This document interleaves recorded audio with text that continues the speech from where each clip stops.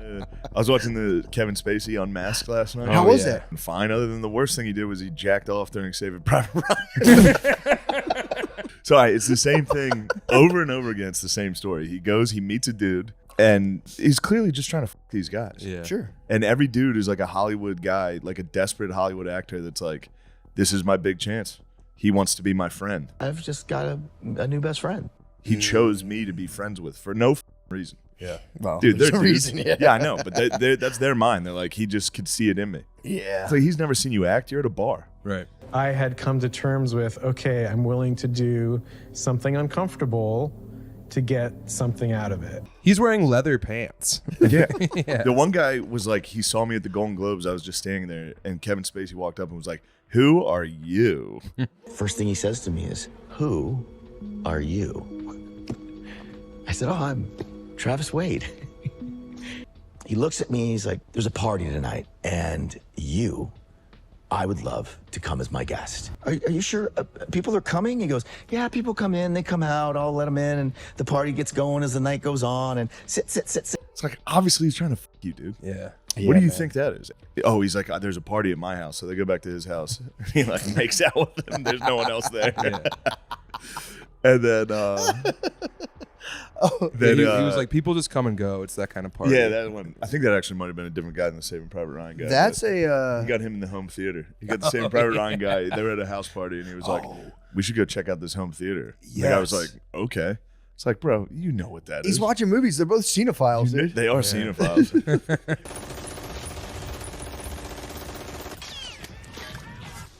All of a sudden, there's some activity happening next to me, and kind of glance over, and Kevin's just pleasuring himself.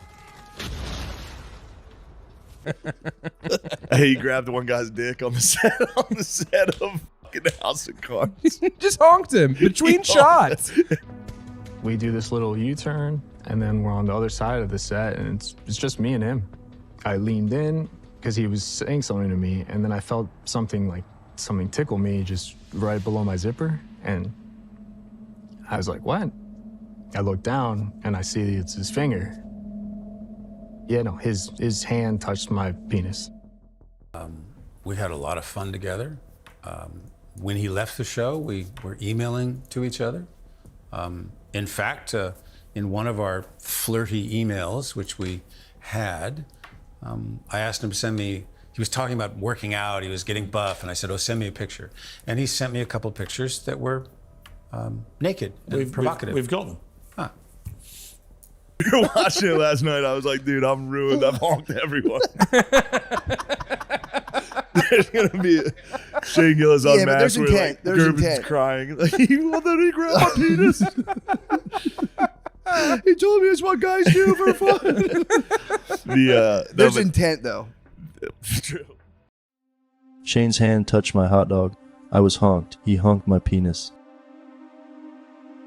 Touch my penis, it's nice. Touch my penis, it's nice. I've been waiting for a sweet treat like your butt. This is not the chat I get with my wife. And you have to use a double-sided dildo with guard dog. You guys have to go butt to butt. You'd be sitting there minding your own business and you suddenly hear hot dog and your PP was grabbed. He did this to everyone. Even his friends and podcast guests. He can't get away with it anymore. He's a genius. He's like, Nah, bro. Yay. He's my little yay. He's my little Yeezy. Maddie. We tickle and have fun. Am I the boy that you've brought to this house? We might. Yeah, we came here to admire you. I did bring a sex slave from Oceania.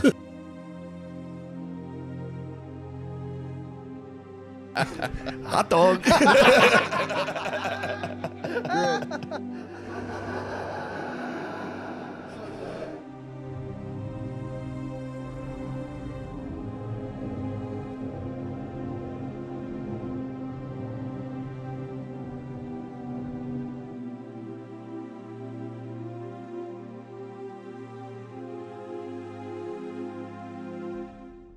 There's a guy, the one guy he goes out with, he's like, let's go hang out. So they're walking around, they go to a movie theater. The guy had just worked on Saving Private Ryan. And he was like, oh, this is your movie. Let's go watch it. So they're sitting in the theater And it's the opening scene. It's D-Day. And the guy said he looked over and Kevin Spacey was jacking off. To D-Day. To D-Day. Yeah. To Saving Private Ryan's D-Day. Right. Just headshot, explosion. Like, there's no way that this is happening, that this guy is rubbing one out during the invasion of Normandy. Just trying to see if he was trying to take his temperature. D-Day. D afternoon. Yeah. I mean, if you can trick guys that easily, it just goes to show that the women never stood a chance. To be fair to Spacey, the possibility of getting head during that D-Day scene is immense. Dude. Iconic. It'd be crazy. It would outweigh all of his Oscars. It would be the biggest accomplishment. I made a straight guy suck my dick during D-Day. He says that at his Hollywood Walk of Fame speech. Of all my accolades. He should have put his cock in the hand star. Yeah, true. Fell forward and put his dick in. Or it's just 9 fingers and then 1 dick imprint. Guess which one is fake. Kevin Spacey, he's back. He's just like back doing his thing now. What do they do the behind the actor studio now? I don't think they. No. That wasn't. That was behind the stock actor. footage. He just did an interview now, didn't he? He came out after 3 years of silence. Okay. Yeah. So the interview was. I think for some reason I heard. No, this was interviewing the victims.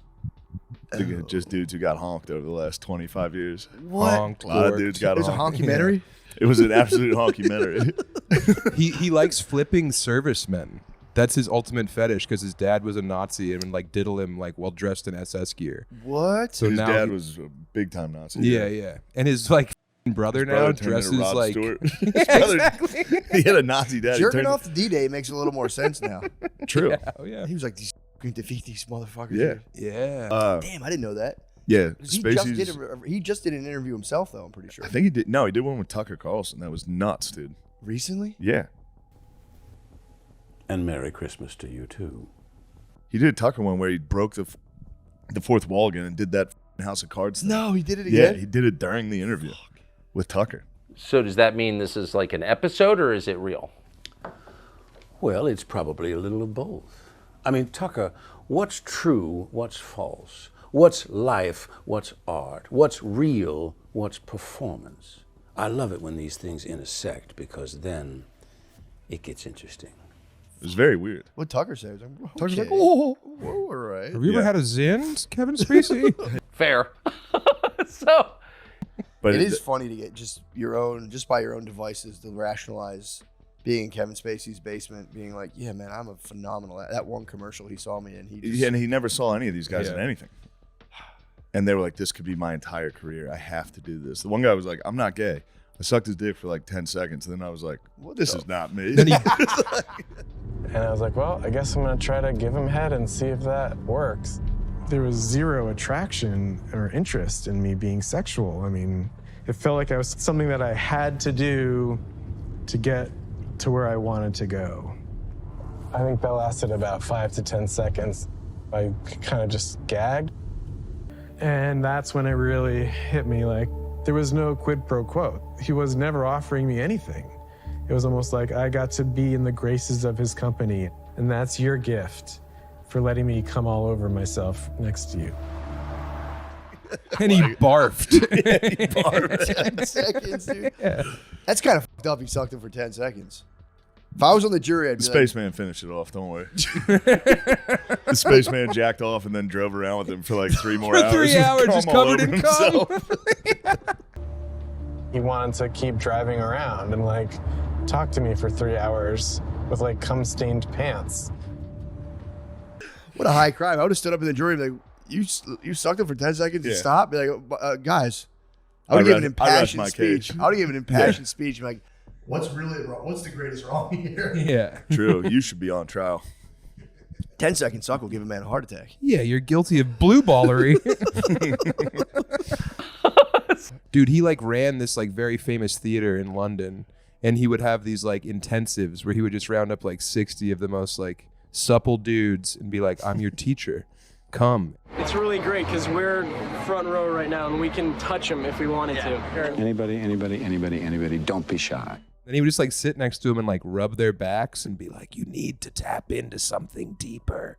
And then invariably, most of them. You tap in. Yeah.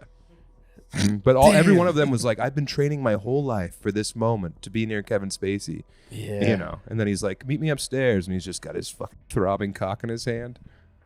Yeah. Apparently, you've never seen Saving Private Ryan. No, I haven't. So why is he saying this? I mean, my last question, did he get paid for telling this story? I don't know. What I do know is that he claimed that this incident at the movies happened in 1998. I have an email from him in 2011. I have an email from him in 2013.